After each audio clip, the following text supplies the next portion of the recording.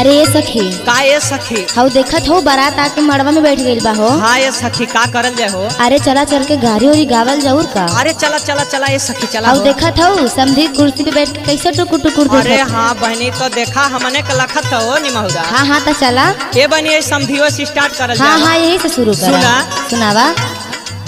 हो फैशन में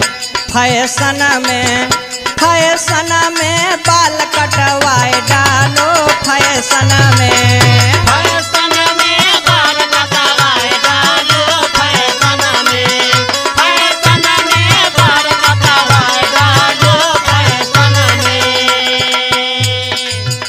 अरे समधी अपने बहन के दलवाए डालो बदलवाए डालो फैशन में इंची टेपा मांगा के नपवाए डालो कोई ट्रैक्टर मांगा के जोतवाए डालो फैशन में हो नया बीजा मांगा के बोआए डालो फैशन में हो फैशन में बाल कटवाए डालो फैशन में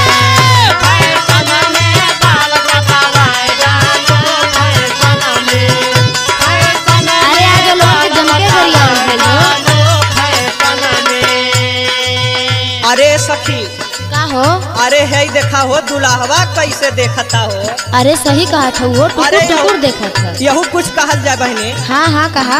दुल्हवा मांगा था कुछ। हाँ हो ये सखी पहले के दुल्हा कुछ कह दिल जाए। हाँ हाँ कहा चला। अरे दुल्हा अपने बहन के दलवाए डालो बदलवाए डालो फैशन में है इंची टेपा मांगा के नपवाए डालो कोई ट्रैक्टर मांगा के जोतवाए डालो फैशन में हो नया बीजा मांगा के बोआए डालो फैशन में हो फैशन में बाल कटवाए डालो फैशन में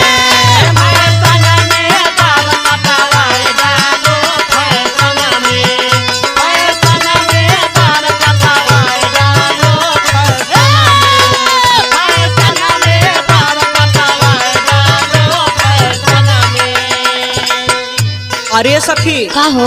अरे कुल तकुल है देखा तू बढ़ती हवन के बहनी। हाँ हाँ हो। अरे जवन अरे बहनी खाली कपड़वे निक निक पहले बड़ा हरामी है हो। सही कहा था। सुना सुनावा।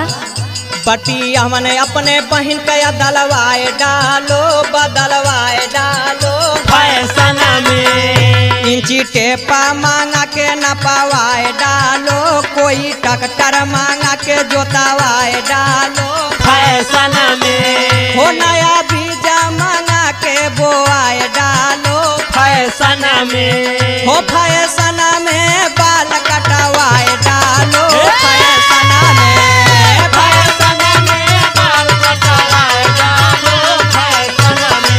हो फैशन